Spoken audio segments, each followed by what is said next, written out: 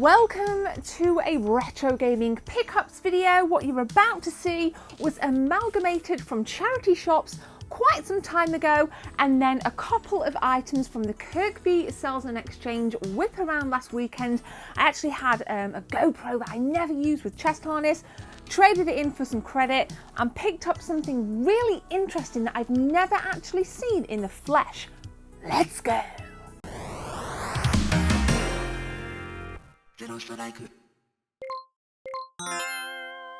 Okay, I'm going to start off with the big thing. This is the LCD screen boxed for the PlayStation 1.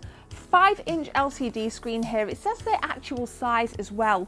And I weirdly noticed that it had a Game Old security label on. The mere fact that Game, the high street store, used to sell these blows my mind, literally blows my mind. So I'm gonna take this out and have a look at it with you. Like I say, it feels really light, really flimsy.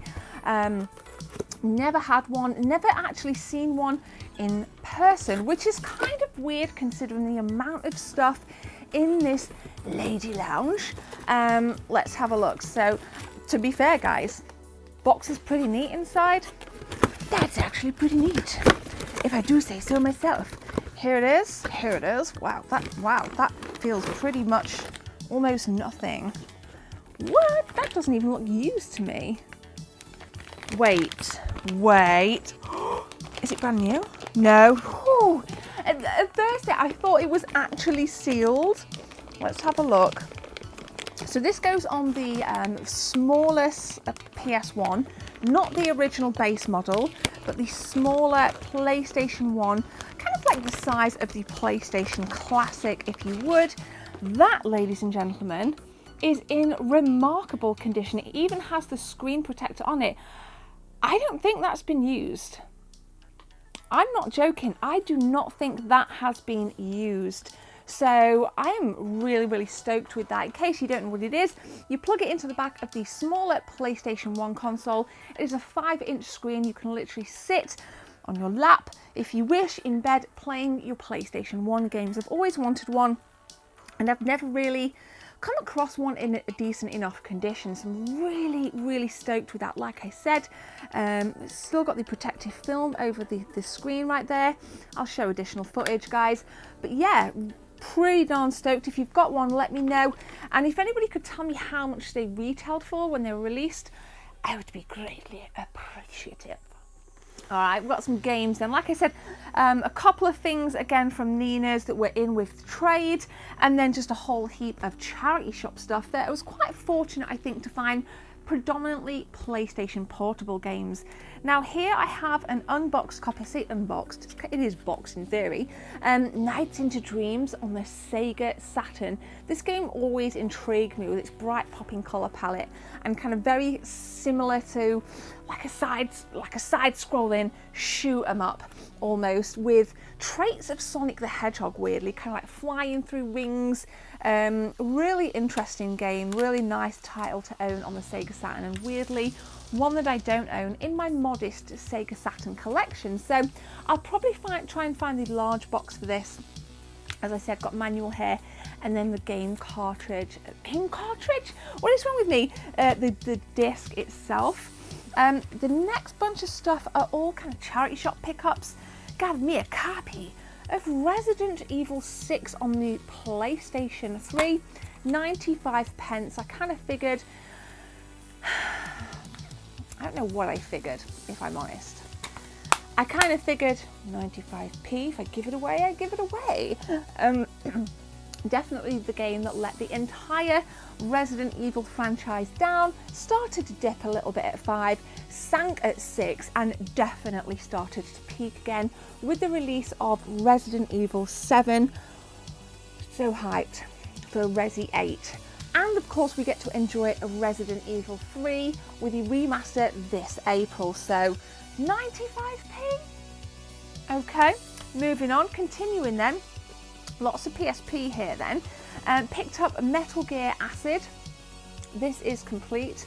It says here including limited edition card book. So there's this like card book in the back which is bright pink, and it literally gives you lots of different statistics. on the different characters and different items. It's really cool actually, it's quite quirky. Love that shade of pink, by the way, it's absolutely beautiful. Metal Gear Solid for me hasn't been overly consistent. After the third one on the PS2,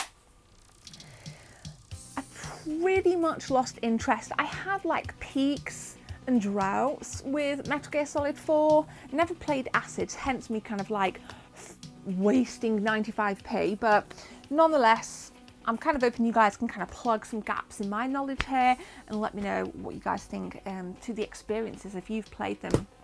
Next up then, Marvel Ultimate Alliance. Got me a little bit of Spider-Man, lots of other baddies and goodies ready to fight, kick ass on the PSP. That's if I choose to do so. Not gonna lie, not a huge Marvel fan when it comes down to gaming. Films, yes. Comics, yes. Gaming, no. But saying that, the PS4 Spider-Man blew my mind, mate. Blew my mind. So who knows? Maybe that will kind of like come up clutch for me. Picked up Ford Street Racing LA Duel. Again, 95p. I thought these were absolute bargains, to be absolutely honest with you. It says here, features 24 officially licensed Ford vehicles, 6 exclusive, maximum team control, raise a team of 2 cars, switching between them and issuing commands to gain positional and tactical advantage. Love me a nice little racer. Love me a nice little racer, and I've never played this. And I own a Ford. I love Ford. They're so reliable in my opinion. Probably going to get a little bit of hate or people telling me that I'm wrong. That's fine. To each their own. Next up then, we have God is a Godfather. Don't know why I did that voice actually, but we have The Godfather. Welcome to the family. Never played the PSP version. Molly's barking. Molly seems to like The Godfather. Played The Godfather on other consoles, but never on the PlayStation Portable. Again, think like 95p. Some of these series are act like Marvel, you know, 95p for a Marvel game and 95p for a Lego game. This being Lego Batman, great little franchise. Lego have done wonders in kind of bridging that gap between adult gaming and child gaming and kind of having like the Lego, like everybody seems to like Lego games, like whether it's Lego Hobbit or Lego Star Wars, you know, it just for me bridges the gap. I think it's fantastic what the Lego games have done for video games, and love the movies, some really good humour as well. And then a beautiful copy of Worms 2 Open Warfare, nice bit of strategy here, shooting various items and sometimes each other from one side of the screen to the next, blowing things up, setting traps. I mean, for me, this was as close as kind of in terms of fun, the series. I used to kind of like Lemmings, Worms, for me were kind of very close when I was growing up. And I have a soft spot for this. I really, really do have a soft spot. So, got a few more bits here from charity shops and stuff. Guys, do not go anywhere. So kind of random order then. Sid Meier's Civilization, Civ Revolution essentially. I played the hell out of this particular game on the PlayStation 3. Really loved it, really enjoyed it. Loved the kind of caricatures of some of the historical figures. Loved the strategy. It was quite fast paced for a strategy game, which, you know, piqued my attention. And I loved this particular version of Civilization so much. I thought it was definitely worth picking up on the DS. So don't see decent DS games out and about much. It tends to be like puzzle stuff.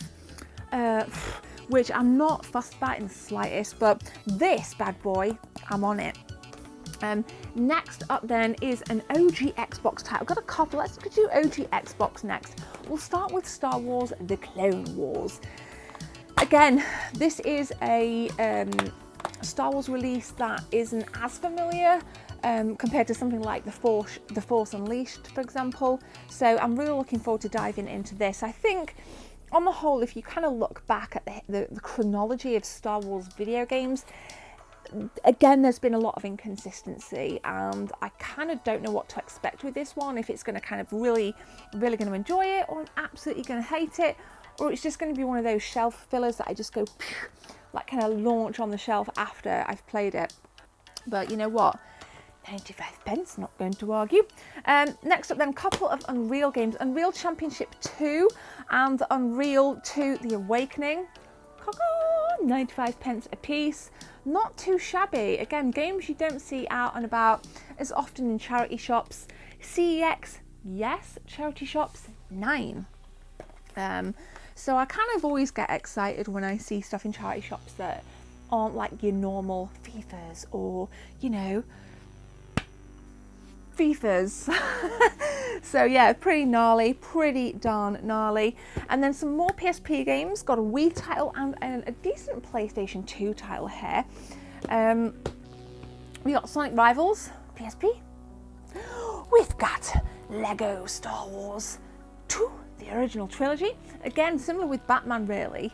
The Lego franchise, again, bridging that gap between adult gaming, children's gaming, chucks it in the middle. Everybody from both sides really likes it. I personally love the Star Wars Lego games over any of the other versions, like, you know, Batman or whatever. So I'm really excited to play this. Jess will like this as well, so that's awesome. And then the awesome Toy Story 3, which was a fantastic release on the Nintendo Wii. I really enjoyed playing through Toy Story 3 on the Wii. You know, the whole world seemed fun to be in. Obviously you've got all the characters, so there's familiarity immediately. It was fun, lots of different puzzles, different types of puzzles as well.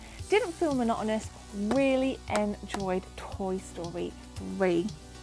And then the last couple of games, again, remember these are charity shop finds. Carnival Funfair games on the Nintendo Wii and Crash Bandicoot, The Wrath of Cortex, Platinum release on the PlayStation 2. This I had a lot of fun with some friends back in 2011, I want to say, when the Wii was arguably at its highest kind of popularity. Momentum was strong. Not that the Wii ever had immense momentum. Well, it did actually. It really, really did. Compared to the Wii U, it did. This we had a ton of fun on. It's just like there's just different party games you can play. So I think it's a very good social game. Definitely not one to play one player. And then obviously Crash Bandicoot, The Wrath of Cortex. Always nice to get a Crash Bandicoot game for 95p. So thank you so much for watching. They are my charity shops, some charity shops, pickups from the last couple of weeks and then some. So thank you so much for watching. It's nice to actually find some decent stuff in charity shops. You've just got to look sometimes. Give it a chance and always ask the staff if they've got anything in the back, because 9 times out of 10 they'll bring out a huge bucket with full of games. I'm going to leave it there, guys. Please subscribe, hit that like button, and let's see if we can get this video to 10 shares. My name is Jem. Take care. See you soon.